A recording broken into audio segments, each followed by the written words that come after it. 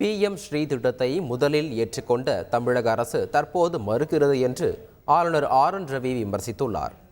ஆளுநர் மாளிகையில் நடந்த ஆசிரியர் தின விழாவில் கல்வித்துறையில் சிறப்பாக சேவையாற்றிய ஆசிரியர்கள் கௌரவிக்கப்பட்டனர். அப்போது ஆசிரியர்களுடன் நடந்த கலந்துரையாடலில் பேசிய ஆளுநர், தேசிய கல்விக் கொள்கைக்கு மாற்று கிடையாது என்றார்.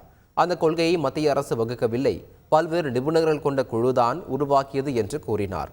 வருங்கால சமுதாயத்தை இளைஞர்களை கருத்தில் கொண்டு அத்திட்டம் உருவாக்கப்பட்டிருக்கிறது என்றும் தெரிவித்தார். PM ஸ்ரீ திட்டத்தை பொறுத்தவரை அது சிறந்த திட்டம் என்றும் அதை முதலில் ஆதரித்த தமிழ்நாடு பின்னர் எதிர்ப்பதாக கூறினார்.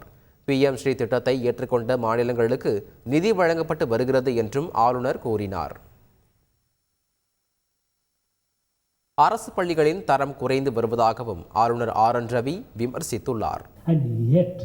அரசு பள்ளிகளின் தரம் குறைந்து வருகிறது.